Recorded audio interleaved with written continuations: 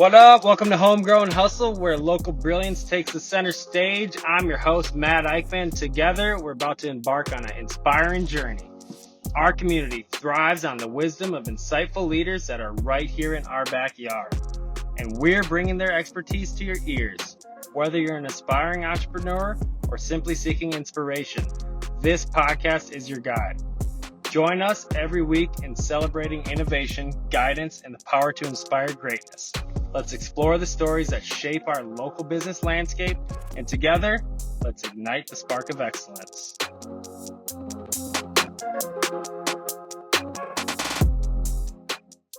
What's up, everybody? Welcome back to the Homegrown Hustle. I'm here with one of my favorite people in the world and our Director of Operations over at Abra Kadabra, Philip Eickman. You might be asking yourself, hey, that sounds like a familiar last name. It's because we are, in fact, brothers. So, Phil, I'm really excited about this conversation. I'd like to kind of peel some of the layers of Phil back a little bit and talk about some of what we've accomplished since you've joined Abra Kadabra back in 2020, right? Yep. So before we dive into Abra, let's back it up a little bit. Let's talk about who you are in general, and give us the story of your life in 2 minutes up to when you started at Abra. Story of my life. Where do I start? Nothing crazy, man. Simple life, I guess I've lived. I mean, didn't have a lot of direction coming out of high school. So lived with Andy, another one of our brothers out in South Dakota for, I don't know, close to a year. Did not enjoy that area. I mean, thinking back, could have taken better advantage of it because I do enjoy hunting and other things like that. So maybe in a different mindset. Could have done a little bit more fun things out there. But in that time, didn't enjoy it. So moved back home, found a good close group of friends that I ended up hanging out with for quite a bit of time, and then moved into your old spot. It's where we kind of connected more. Yeah, in the adult side of our life. We were close in school. Then you went to college. I moved away for a little bit, but then we connected back. Still young. I just remember you 20. Coming back for Thanksgiving with dark black hair. Was this an emo stage? I guess it could go that way. We dyed it randomly. Me and Steve dyed our hair randomly with a couple friends at our house. There's a picture. Are you going to bring the black hair back? Is that what Not you're a saying? chance. Anyway, so went from there, got a job over at a lumberyard in St. Paul, not far from where we're at right now, actually. A good friend of mine's dad was running the operations over there in the yard, so he got me a job and ended up being there for 7.5 years. Yeah, and I had to peel you away from there. You did? I was just comfortable, making okay money. In that time of working there and living with you, connected with my wife, known her from high school, connected. Hi, Karina. After high school. Hi, babe. Love you. Connected with her. She was always there for me through those times. Even when I was moved away, she was always connecting, making sure I was okay and alive, basically. Before y'all were even together? Word? I didn't know that. Before we were together. Soulmates then. Yeah, we made a pact that, at a very young age, if she wasn't married by 25, we were going to get married. We made that pact. What? Wow. Long before we started dating, and then... Did you wait until 25? No. No. Not even, she's 25 right now. She was 20 when I proposed.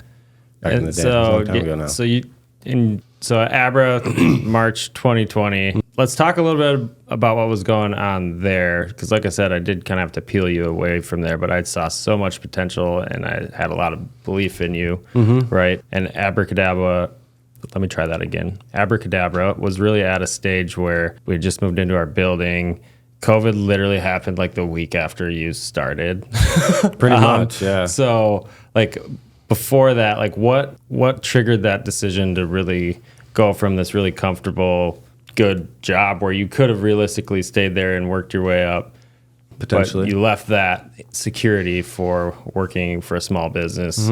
Not just that, but your brother's business as well. So what kind of triggered that? Just felt stagnant in where I was at. Like you said, potential. Thought I had more.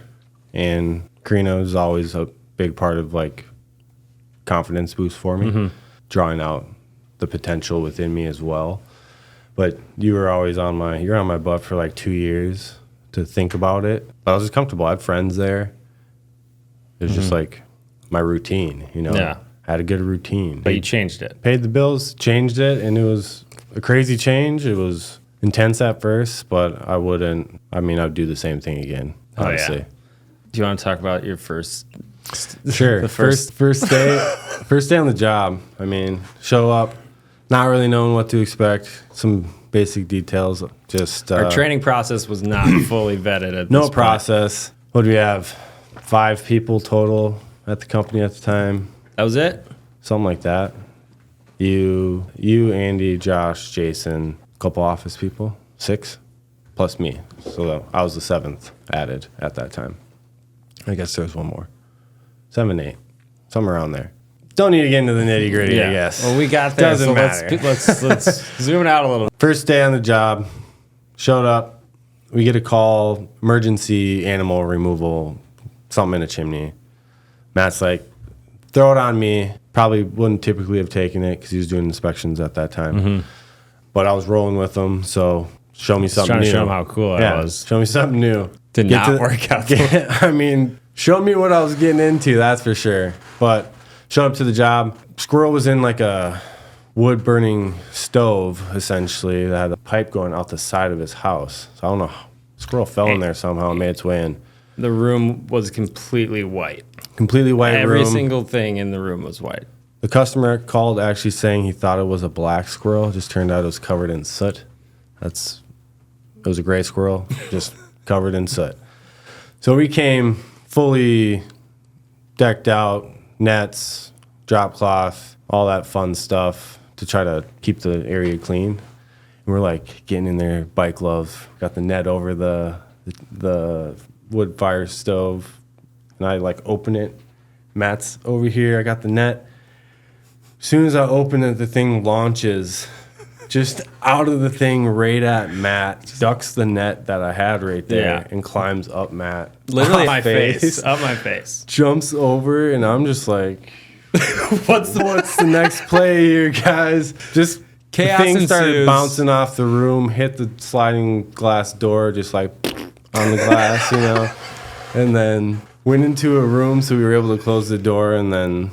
This was literally day one, stop one. It was probably 2 hours into working for Abra, but it was fun, not gonna lie. We ended up getting it blast. out of the house. Yep, ended up getting it out, saved the day. Customer was happy. Minimal, if any, soot on any of the white. However... Nothing.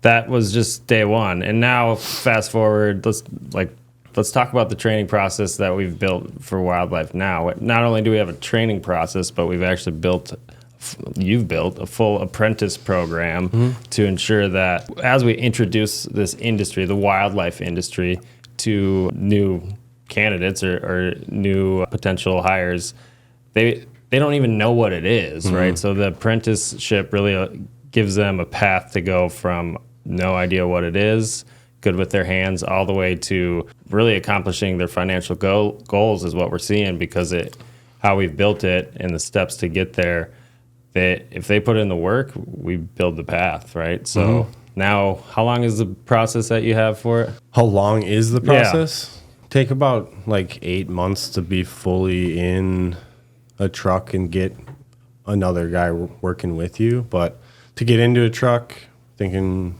2 to 4 months, really. We try to talk about a little bit what you were thinking about when you were building the program that we have right now. Well, it's kind of, thinking about the trades.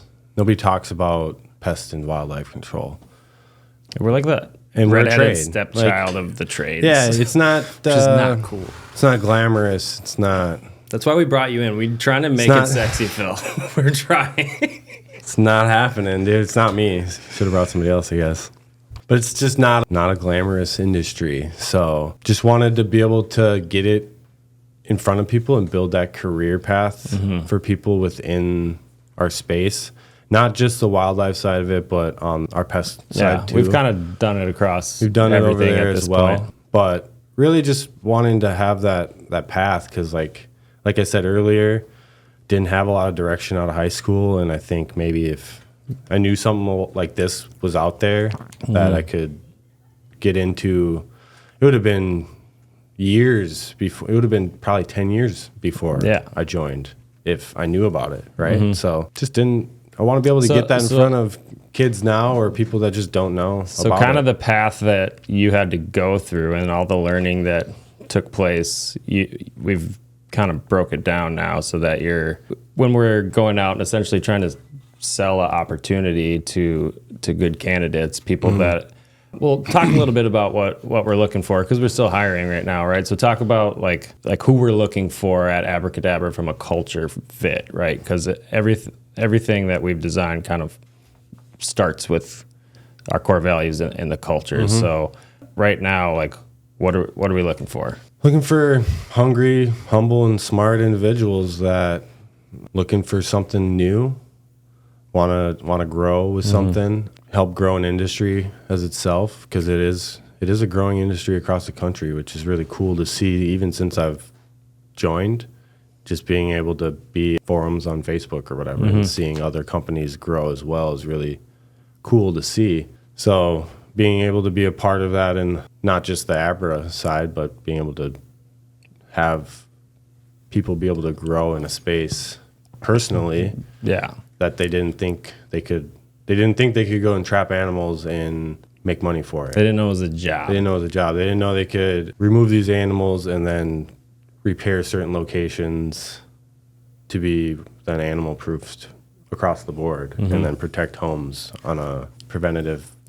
continuous manner. Because really wildlife it's a niche within the niche of pest control. And that's what, like, to a regular consumer, like outside of the pest and wildlife space, they actually don't really see that difference unless they've kind of had an experience when they needed a wildlife company and they called a pest company and they couldn't take care of it, right? So by building this training, we're really kind of building the groundwork to bring more people into the pest control space is kind of what I see. Starting with our business, right? Because hiring into a space that people have never heard of, like, if you don't know what something is, a wildlife technician sounds like you're doing research for the DNR or something like that. We do get a lot of people with background in like biology and worked at previous places who apply, but it's just not the field they're actually looking for, because a wildlife technician sounds like that. So, well, in other spaces like that is that's job title. Yeah.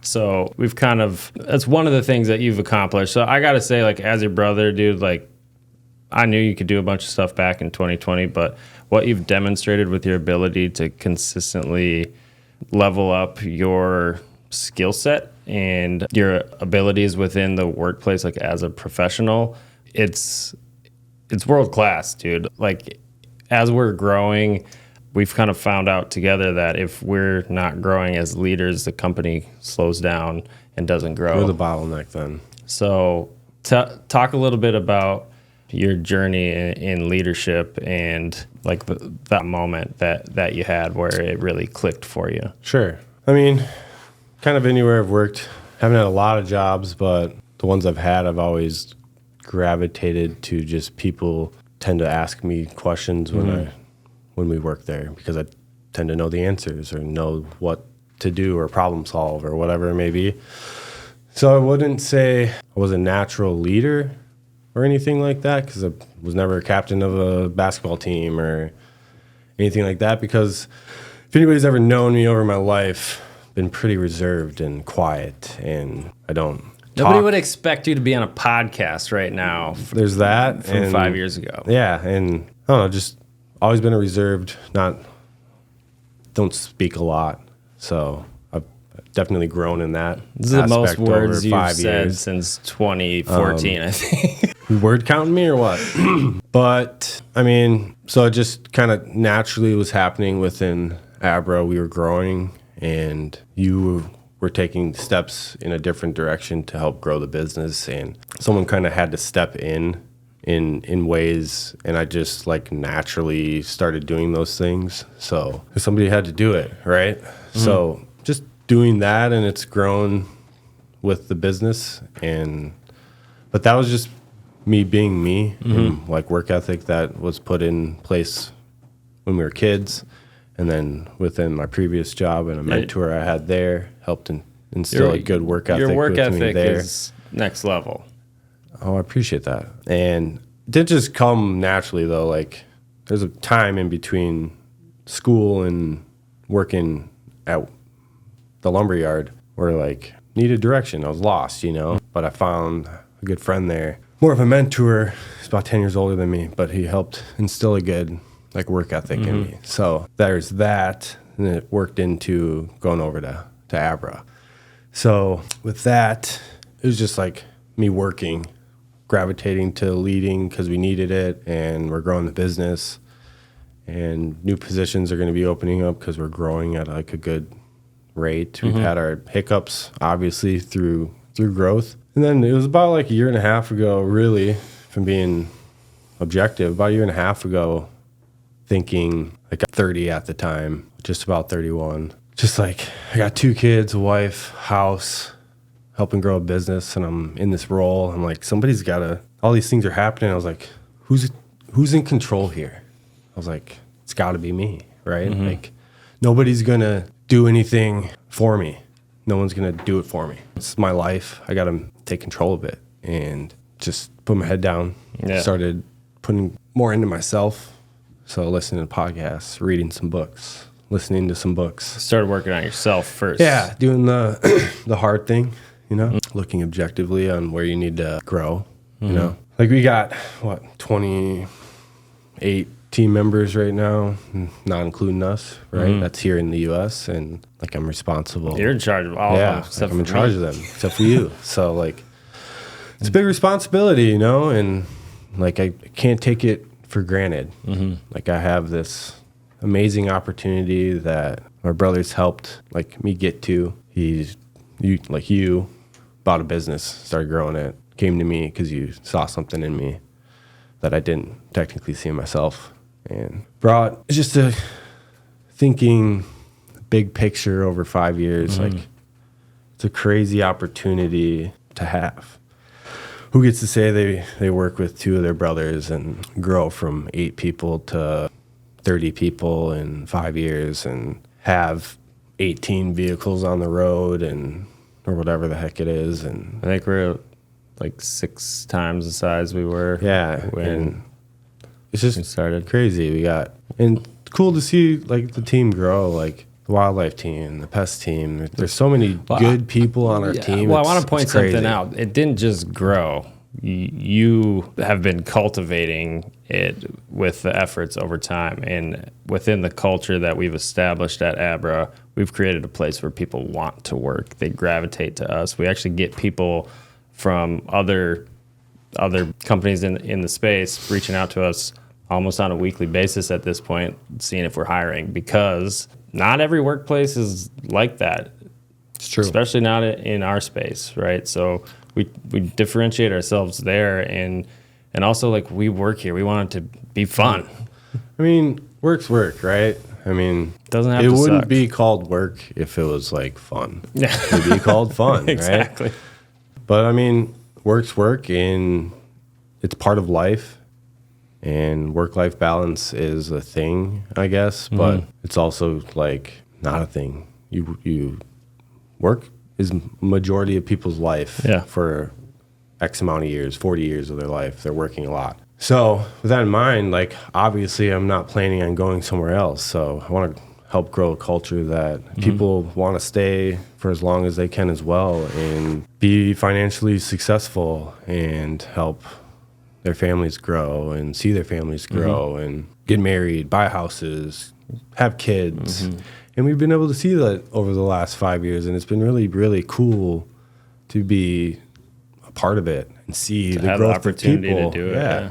And I mean, having these people trust in us that we're the place to work at, and that we can take care of their families and them, and all that is like, don't want to take that for granted either. You know, like, we have all those people. It's a lot of responsibility. Yeah, right? they trust us. Talk about, like, the pressure that you feel or felt around that? Because I know early on when I was trying to kind of groom you for the role, you were not about that life. Yeah. Right? Yeah. So was it the pressure that came with that and all the people whose families kind of depend on making good decisions in that role? Or like what was the thought process there? I mean, it's not even like my family as well. Like I have 2 kids and a wife and a house. Like I need to put all my efforts into this to grow this business because it's only going to benefit myself and the team that we have as well. So like my family, like my personal family, trusts Abra Kadabra and trusts me to provide, help take care of the family, you know? So, I mean, I wouldn't say stress or pressure or anything. It's just responsibility. It's big. Don't want to take it for granted and don't. Are there, overthink it. because there's a lot of people that are listening that are trying to kind of take a similar path, and they might be kind of in a role where you are right now. So what are some of the things you kind of had to learn the hard way that maybe if you could go back and change them, maybe you would, maybe you wouldn't, but. Probably wouldn't change. All right, so what are the things you had to learn the hard way then? I mean, like hiring, firing, that's It's tough. in a small business. I mean, you can build relationships with people because you're just in a small space. You're in a small office and there's 15 of you. You're going to know how many kids each person has and the name of their dog and stuff. It's just natural, right? You only have 14 coworkers. 2 of them are your brothers.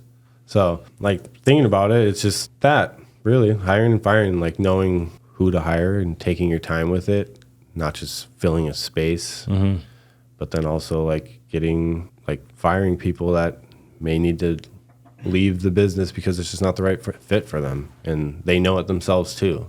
And a lot of the times the conversation's had when that's happening. So it's not a surprise. It's not a surprise, yeah. I mean, that's kind of like people have to kind of fire themselves, right? We've built a culture where our goals are big. Everybody's growth oriented. Everyone's got that growth mindset, and we all kind of push each other, right? But when that's the culture and somebody comes in who isn't that fit or doesn't vibe with it, both sides kind of feel it, right? Either this person's gonna level up and change that, or they're gonna go find another place that's a better fit for them, right? Because growing companies are not without stress or without pain. Like there's a lot of moving parts. Yeah, things are changing. Especially when I was making all the changes, like way too many moving parts. Sometimes I'm the only person that even knew they were moving. Yeah, we didn't know until we got a phone call or something. So that type of chaos, stepping into that, it's tough for a lot of people. But like you said, the opportunity that's there, if you can be part of the changes, all the things that are stressors to a business or things that kind of prevent people from wanting to go work there, if you can help a business owner solve those things and be part of movement in the right direction, the value that you bring now just goes up exponentially faster than anywhere else you could work. Right. And trust in the current state of the business and their reliability to pay me. Like that's really that's the biggest concern most times, right? Yeah, I would say. Is the income. But we've kind of built it so that because we're growing so fast, we're always bringing in top talent, we're always interviewing, and we've had to learn all these different areas and roles, right? Not to mention the whole time, like since you've been at Abra, you've bought a home. You were already married beforehand, but you bought a home, had kids, and all that. So talk a little bit about the chaos at work and that, and then balancing that with the stress that just is part of raising kids. I mean, like my wife works full time, so kids are in daycare. So when that's the case, you get a call in the middle of the day, they're sick. You then have to go, somebody's got to go get the kid, and then somebody's also got to miss tomorrow, or we got to find somebody to watch the sick child for the next day. So there's those factors and moving parts that's just like a quick one. There's that. But I mean, they're growing. You want to make sure they're getting the best for them and I'm giving them the most time that I can give them too. Because for me, growing up, one thing that I've always ever wanted to be was a dad. So like I want to make sure I'm the best dad I can be. Same. So And that is the goal.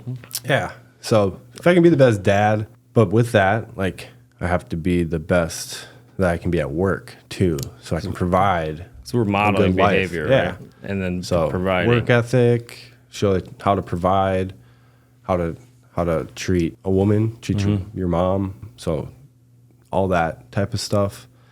So just being a good role model for them. I want to make sure so that's always in the back of my head. And with that, it's like I have to be the best that I can be at work too, because I need to model there too. You know, like the goal is growth, right? Like we want people to grow into the next phase of their career too, even if it's the next manager role that may open up for us, or lead position, or different position in the business, somewhere else, or somewhere else that they find that there's growth potential for them. Like if people can leave us to then elevate themselves at another place, like that's round of applause to them. that's a for win doing it. in my opinion. Like they gave their efforts for us at our company and the best that they could, and grew for themselves to then be able to do something else that is going to benefit them more. Yeah, too. Because if we're not, like, when I think about the leadership and what we've had to do, like, we've gone from having to create all these new roles and new positions and understand what all goes into that role, plus training that. We've gone through that, and we've got to the point where now we need leaders for those same roles to continue to be hired, right?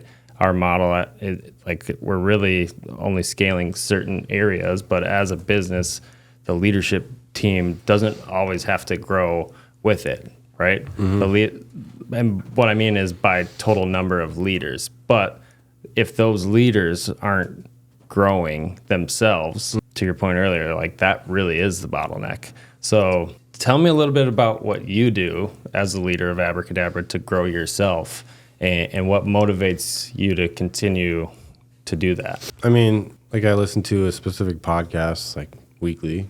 It's leadership focused / entrepreneurial mindset podcast. So it's other people dealing with other things in business. So you can draw comparisons within it, and that's what helped me early on, like listening to that, and I was able to compare like what I might be dealing with and like draw similarities to it, and then hear how to then enact some sort of change or betterment off of it, you know?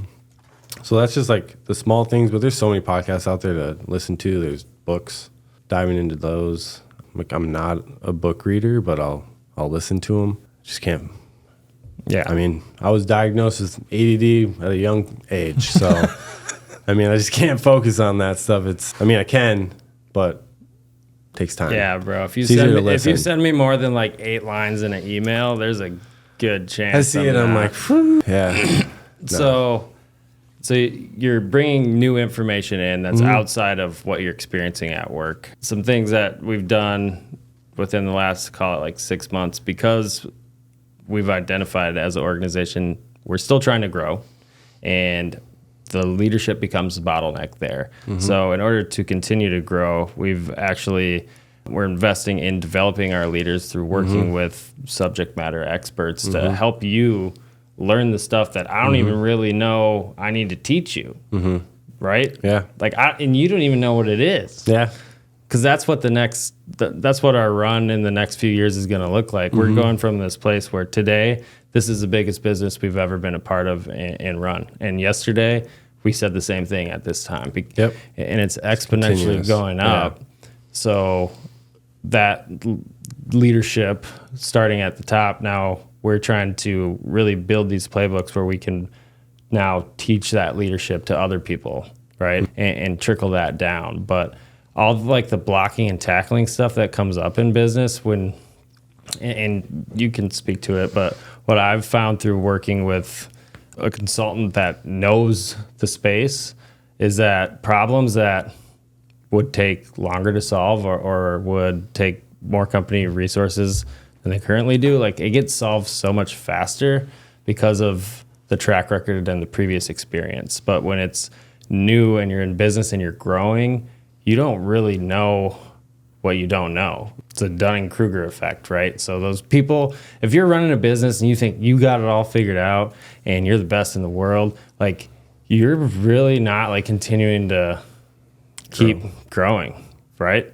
So that Dunning-Kruger effect, like we see that happen in the businesses that we work with and I talk with here, where the people in the business, because the business is growing, there's a lot of success, and they get elevated through that process because they're involved early on. But then they get to a point where they're actually in a role that they're not qualified for. It's called the Peter principle, where they're here and they just can't get past that, right? And they're either unwilling to refine the skill set and develop it, but business owners get into that hole all the time where the guy that's been with you from 2 trucks to 10 trucks, he becomes the bottleneck because in order for you to go from 10 to 20, that guy's got to change some of how he thinks, right? And I mean, we ran into some of that early on, but talk a little bit about what that experience has been like for you and what it's like, how it's changed how you show up to work. I mean, just knowing that you're in a growing business, like it's right there in what I just said, growing. Like if each person's not growing as well, it's tough for the business to be growing. So we're we're growth focused. So like as being the leader within the business of the operations, like I have to be growing continuously, like always trying to,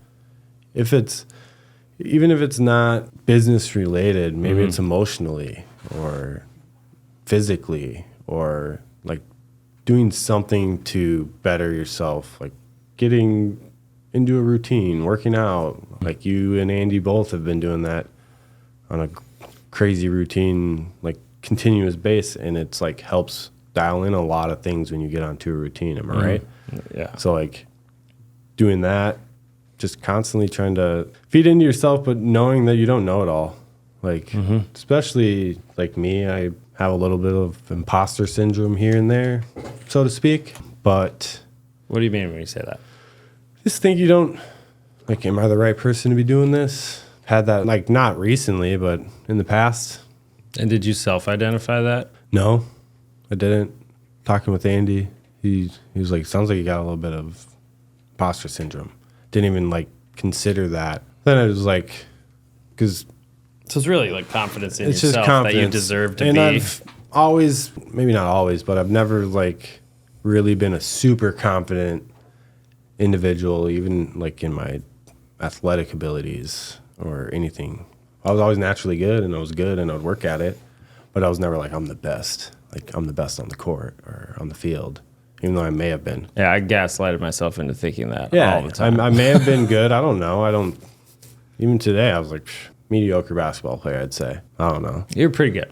But knowing that about myself, it's just like, okay, like if I know I'm not the super confident guy, it's going through these hard things. It's not that I'm not capable of doing it or making the decisions or knowing what's best. It's having the confidence to do it. And once I got that, it's become more natural within being in the role, just networking with people, talking about our business, talking about what I do, talking about who we're looking for and employees, anything. It's just like having the confidence, like knowing like I'm the right person for the job and just talking and being myself. So by focusing on developing yourself and then also better comprehending, or like as the old philosophical, I think it's Plato's, like know thyself, right? So through knowing yourself and like that, looking inward and identifying, hey, in this scenario, I act and behave this certain way, but the reality is different than what I'm perceiving it. And it's like hard to get there, right? Like it's hard to like challenge some of that stuff and kind of believe what everyone else is telling you almost. because if you're in that role, there's certain things that you've done to that point. But like the imposter syndrome is a thing that I've dealt with, like recently, even like under like that kind of direction and really understanding that you kind of deserve to be where you're at. And then it's just a decision about, do you want to stay there or is there somewhere else you're trying to go? Right. And for me, like we're always trying to go forward, like really freaking fast too. Like just my personality, I like speed. Business likes speed and velocity, but if you can't get some of that without really understanding your strengths and weaknesses and how you think. So that type of behavior or mindset in a leader, if you're an employee somewhere and you're looking for a place where you're looking for a place that's going to give you opportunity and they're going to grow and allow you to grow, you really need to look for leaders with that type of characteristic, right? And look for a business owner like that, so that if you're moving into the small business, it's going to be moving in the right direction. Like progress has to happen always. I believe if you're not pedaling, you're going downhill, and downhill velocity only goes for so long. So we try to keep pushing and not plateau, almost to a point where we are like uber hard on ourselves and don't actually celebrate some of the successes. Yeah. But you're better at that than I am, maybe because you've seen how much it sucks to be part of a team where you don't celebrate that and the leader's just on to the next goal. Yeah, early on it was like that because growth. What's next? We expected to do that. Yeah, we were talking about it. Why wouldn't we do that? So what's next month? What's next year? Whatever. But it's good to celebrate success. Talk about what that does for your team now. Just morale boosting, it boosts a lot. They know the efforts they just put in were totally worth it. Like we achieved our goal, we surpassed our goal, whatever it may be. And it's all because of the hard work that they put in, the hours they put in, outbound calls they were making, the jobs they worked a little bit later on, whatever it may be. But they're all a part of it. It's not anything that you or I or any of the other leaders are specifically doing. It's what the guys out in the field or the people on the phones are doing to help us. So what do you think our team feels when we like surpass and we're celebrating our goals? Like what feelings are the ones that are actually making it beneficial for the overall whole as opposed to a distraction? Because for me early on, like I just with an incredible amount of tenacity, like just trying to keep pushing it forward. But what I saw is by not celebrating the wins that we had, the energy is just kind of like sucked out of the room, right? And like people want to be appreciated, right? Because work is hard, and it's work. When you're committed with other team members working towards something, then you get there, you want a little bit of like, hey, appreciate the effort at least, For sure. Recognition. So that gratitude, like something that we're really big on at Abra,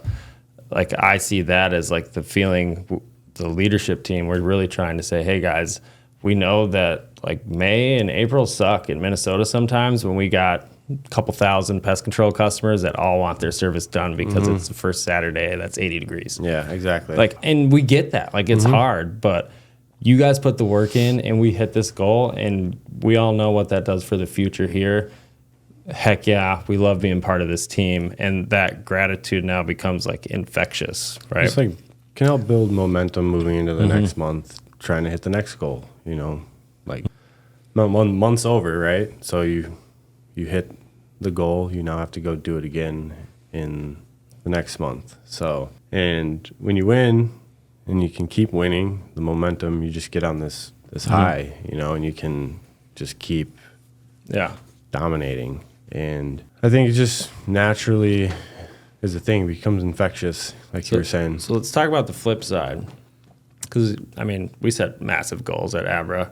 Like, sometimes we set goals knowing that we're not going to hit them, but we might, and we might get close. We do a lot of the time. Talk about handling when we don't hit a goal and people, like, bust their butt to get there, and we're just off. Like, talk about navigating the company morale when that happens, because people on our team get very emotionally invested themselves, and good teams out there, like, that's how you really win, is when there is some passion coming through from your team and it's not just a bunch of checking boxes. So when we're throwing everything in and our team's doing that and then we come short, now we've got that kind of let down. That's tough for everybody. Can be deflating, but it's all about how you can turn it around. So how do you think about that? I mean, because we failure is always an opportunity to grow in some way and learn. Like, why did we not hit the goal? Like, where did we miss? What did we miss on? Did we not make enough calls outbound? Did we not get enough leads in? So how do you think we got, so early on when that was a question we were asking, there was a lot of emotion where people were taking a level of ownership, but then when it came down to, hey, I didn't do this and that's why we came short, like, we weren't really able to have that conversation. Could you, like, put your finger on what kind of clicked when now it's, like, very much like we're numbers and all that when it comes to the feedback cycle, instead of like, oh, well, this person feels that way and that's why this decision doesn't happen? A little over 2 years ago, maybe. I mean, our leadership team, they've grown crazy, like, alongside me, like, elevating them as the business has grown. Put the pressure on them, dude. Yeah, and they haven't balked. You know, they're killing it. Like, I have a team that I can lean on with anything. Like, they got it covered, man. They know their stuff, and seeing them grow from a couple years ago, like when Max moved into his role initially, his first leadership role with us at Abra, and seeing where he was there in his mindset to where he's at now, and the progress through there. He started with us as just a tech, and then he moved into this beginner leadership role for him with us. He's been in management at other places, but with us it's first time, and then seeing that growth of mindset switch and learning the numbers and understanding them, and myself doing the same thing. Yeah. And seeing Micah come in and not know anything about pest control, but he knew customer service and he knew how to talk to people and treat people like humans and handle a team. And we saw immense potential within him, and he was showing that he wanted more, and showing commitment exactly to himself and his want to develop and learn, and not be cool with where he's at. And he was coming like, what else can I do? Like, that is the most pleasant sound to a leader's ears, when you've got somebody who reports to you and they're coming to you asking, hey, what are the problems you're trying to solve? How can I help? I'm done with the expectations. What else can I do to help move the needle in the company? Those are the people that are leaders. Whether or not they've really developed to get there, but that's a future leader, and we look for that stuff. Identifying bottlenecks that could be happening, or leaks, and bringing a solution, not just the problem. Like, that was something that he did right off the bat. Like, in his role, he was working with a certain part of our customer base and dealing with the ins and outs of that, and then seeing how it was working, and noting that could be better one way or another, and then taking the time and thinking about it and having a solution. Like, I still remember when he came to me and talked about it. I was like, I think this is what we're doing, but I think we could do this and it could be better. And I was like, did you throw a party? I think you're right. One of those things with glitter and stuff. I was like 100%. Like, you're right. We should be doing that. So it was just like you said, music to your ears. It's not another problem you got to solve. Yeah. It's, here's the problem. We have that, but here's a solution as well. And I think it can help us, and it has. And I don't know, just cool seeing the growth of our leadership team. And can you talk about the nuance of, like, doing what you're doing and developing as a leader, but also just being part of a family business, and what you've seen, like, within the culture, like maybe pros and cons for you personally? Yeah, I mean, working with your brothers is a different relationship than you have with other people, your brothers. Especially, like, we grew up close close in age. Bro, I almost fired both of you and Andy at different times. I know. Like, I think you might only be once, but Andy was like 3-4 times. And he knows that. This isn't the first time. You know we love you, Andy. You're supposed to be here, by the way. Andy. So, it's funny when the director's laughing. We're going to leave this in, too. So, that is tough. And the friction that happened there, like, we all had, like, we've had to had, like, a few kind of come to Jesus moments, right? With one of us as the mediator oftentimes, right? So that power dynamic when your brother's the boss and usually you like talk to him about everything and anything and maybe even vent about when work sucks, but now you work with them.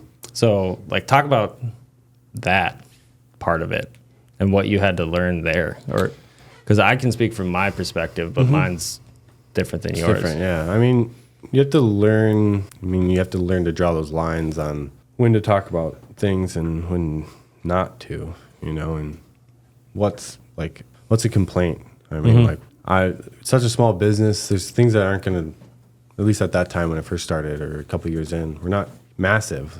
We're going to have things not be perfect all the time. Yeah. And I think really like having the support of your brothers going through those times felt like it helped a lot of the time because you could ask the hard question that you couldn't ask another team member or something at that time, or get a good opinion on something that you couldn't ask someone else. So I felt like we learned that we were actually really strong working together. We all have our strengths and we all have our weaknesses, but we can play off of them pretty well. And our leadership team helps complement all those as well. And we've had to kind of understand that that's a difficult place for them to be in as well, right? And really just like face that head on, try to bridge the gap. Like, the three of us are brothers, but at work, we kind of draw some lines there, right? Like, just because he's my brother doesn't mean that he's immune to a shortcoming, right? But there was a period of time where, like, people were worried about that even. Like, if we mess something up, our personality is really like, we want to know so we can learn. But that dynamic kind of gets in the way of any of it because now there's not authentic communication, especially amongst leadership. So you can't really build the trust necessary to get to the point where you can communicate without the emotion getting in the way, right? So until we've done that, and we still work on it, right? I try to not even call you my brother when I'm at work, and that's kind of messed up when I say it out loud, but just like in my own mind, drawing a line, like it's good. I'm Phil, you're Matt. But it's hard, dude. That's where like I see it all the time. You see it. Businesses struggle to do that. Especially early on, that family is the business. Any money in that business is usually like in that person's mind, it's my family's money too. So being able to get through some of that, it's difficult. And that's why people tell the lie that you should never work with businesses or you should never work with family in business. And I think that's the case only if you can't really work on yourself and get past some of those things, or each individual that one of them isn't willing to drop a certain part of their ego to do that. For sure. And maybe it cares more about the money than the family. But like, that's not how we're raised. Do we have to figure some of that out the hard way? Yeah, because there's not really a playbook for it. Maybe we should write one up. But even then, it would be missing because each family is different, right? Each family has different pieces, and those are put in from an early time. So in order to navigate that, really, you got to just have kind of hard conversations, right? Like we've definitely had some hard conversations. I've like avoided conversations with you two at different times, and it's tough. Yeah. Or it's tough when I get a piece of feedback from you that, hey, when you act like this, like that really makes people feel bad, and then like performance sucks, and I don't even know that. Yeah. But if you can't bring that to me and tell me that, like now we can't make change in the business. I mean, it's nothing personal. It's about the business. It's about Abra Kadabra, like we were talking about before.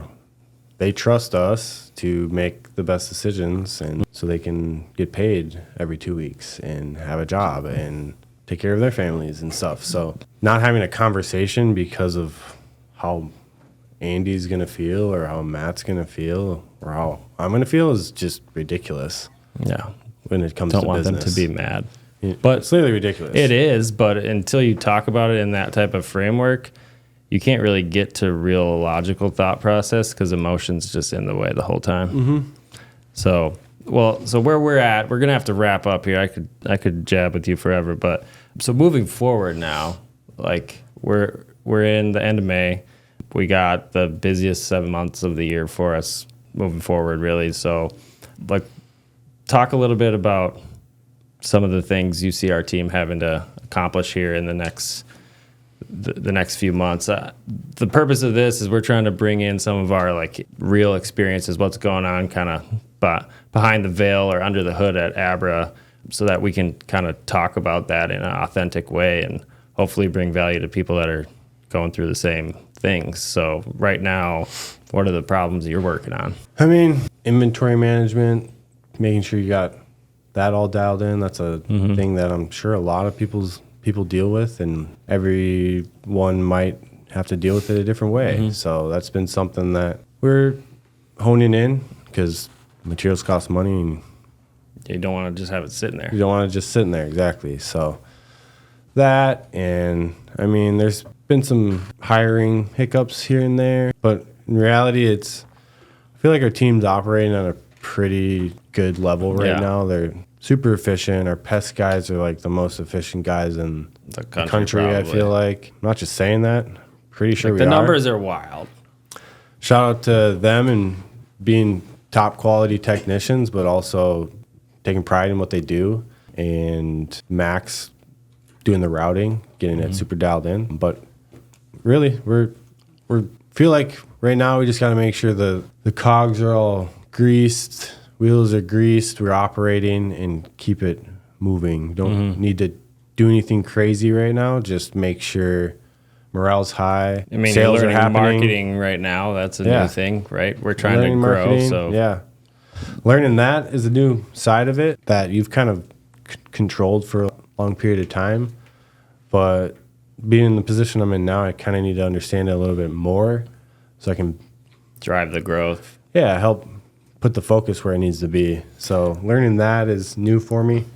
Talk about the scorecards. I know you're excited about those. Scorecards. Like, why scorecards? Like, what does it do for us as a company? Standards. You have a certain level of standards that you don't shy from. You know, like the scorecards there, it's nothing crazy. It's just like A ruler. basics A and measurement rulers. tool. Exactly. Measurement tool of how well this person's doing the things that we ask them, essentially, like vehicle checks, driving. You're getting that, like, Stops 5-star completed, reviews and stuff. 5-star reviews, things Sales along those opportunities lines. Yeah. created. But those little building blocks through this scorecard, what I see is now outside of I got to all my stops today, we're giving a tool that our team members, as they come in, and you might not even think about that, but as they come in, now they have something that's real numbers in a scoreboard or measurement tool for them to know the success or failure they had on that day so that they can end their day and know if they won or not.